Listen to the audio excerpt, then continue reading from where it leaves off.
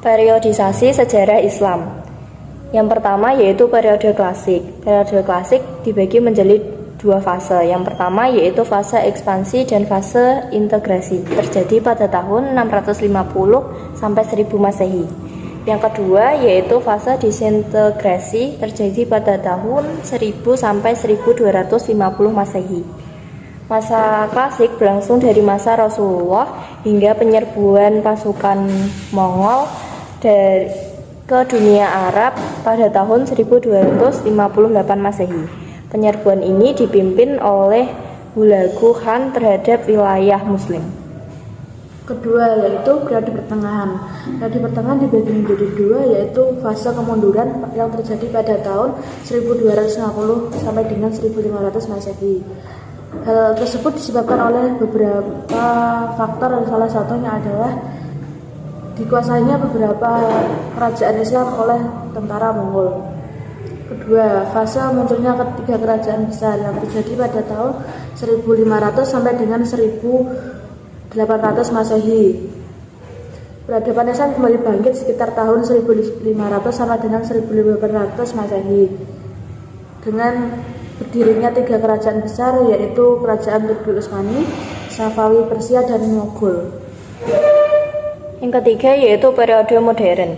Periode modern ditandai dengan berakhirnya ekspedisi Napoleon di Mesir pada tahun 1789 sampai 1801 dan munculnya tokoh-tokoh pembaharuan Islam. Pada periode modern, Islam bangkit dan melakukan modernisasi untuk mengembangkan kekuatan yang telah membahayakan umat Islam. Kemajuan umat Islam. Kemajuan umat Islam pada masa itu didorong oleh faktor internal dan eksternal. Faktor internal yaitu A. Umat Islam selalu konsisten dan istiqomah pada ajaran Islam. B. Ajaran Islam sendiri mendorong umatnya untuk maju. C. Islam adalah rahmat seluruh alam. D. Islam adalah agama dakwah. Dan E. Islam mengajarkan keseimbangan dalam menghadapi kehidupan duniawi dan akhirat. 2. Faktor eksternal. Faktor eksternal mendorong kemajuan umat Islam. A. Terjadinya asimilasi antara bangsa Arab dan bangsa-bangsa lain yang lebih dahulu mengalami perkembangan dalam ilmu pengetahuan. B. Giatnya usaha penerjemahan kitab-kitab dalam perkembangan ilmu pengetahuan. Pada masa ini muncullah tokoh-tokoh Islam yang memiliki semangat berijtihad dan mengembangkan berbagai ilmu pengetahuan sebagai berikut. Yang pertama yaitu ilmu filsafat. Ilmu filsafat merupakan salah satu ilmu yang mengalami perkembangan pada masa Daulah dan Daulah Abbasiyah. Ilmuwan filsafat yang terkenal pada masa ini adalah A. Al-Qidhi 809 sampai 873 Masehi. B. Al-Farabi wafat tahun 916 Masehi. C. Ibnu Sina tahun 980 sampai 1037 Masehi. D. Al-Ghazali tahun 1085 sampai 1101 Masehi. E. Ibnu Rus tahun 1126 sampai 1198 Masehi. Yang kedua yaitu bidang kedokteran. Ilmu kedokteran mulai berkembang pada masa Daulah Umayyah dan mencapai puncaknya pada akhir masa Abbasiyah.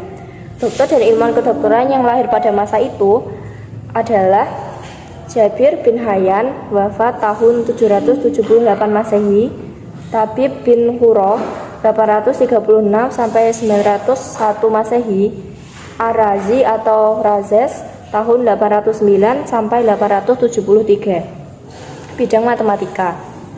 Ilmuwan dalam bidang matematika yang lahir pada masa ini adalah Umar al-Faruhan, seorang insinyur yang menjadi arsitek pembangunan kota Baghdad. Al-Khawarizmi yang mengarang kitab Al-Gebra atau Al-Jabar dan penemu angka 0. Ilmu hadis. Di ilmu hadis dikenal adanya Kutubus Sittah yang artinya 6 kitab induk hadis dalam Islam.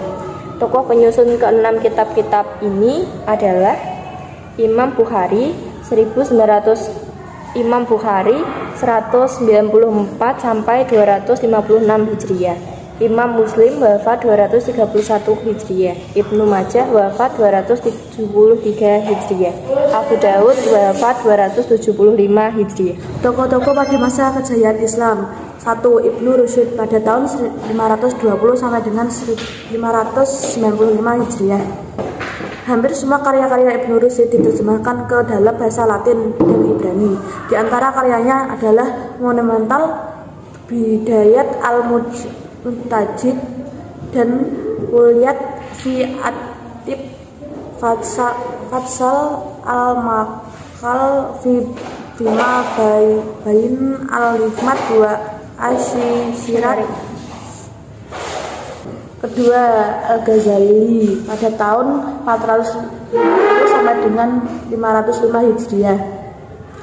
Adapun jasa-jasa beliau yaitu memimpin madrasah Himayah di Baghdad dan sekaligus sebagai guru besarnya, mendirikan madrasah untuk calon ahli fikih diktus, menulis berbagai macam buku yang jumlahnya mencapai 288 buah mengenai tasawuf, teologi, filsafat, logika, dan fikih. 3. Kindi pada tahun 805 sama dengan 873 Masehi. Selain menerjemahkan Al-Kindi juga menyimpulkan bahwa karya-karya filsafat Helenisme, Al-Kindi juga dikenal sebagai pemikir muslim pertama yang menelaraskan filsafat dan agama. Yang keempat yaitu Al-Farabi tahun 872 sampai 950 Masehi. Nama lengkapnya yaitu Abu Nasir Muhammad Ibnu Tarhan Ibnu Uzlaq Al-Farabi.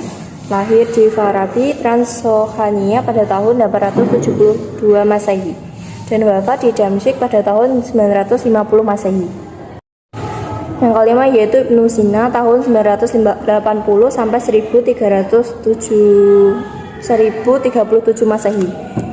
Ibnu Sina juga dikenal sebagai Avicenna di dunia barat, adalah seorang filsuf, ilmuwan, dan juga dokter kelahiran Persia. Sejak kecil Ibnu Sina mempelajari Al-Quran dan ilmu-ilmu agama. Dia dianggap oleh banyak orang sebagai bapak kedokteran modern.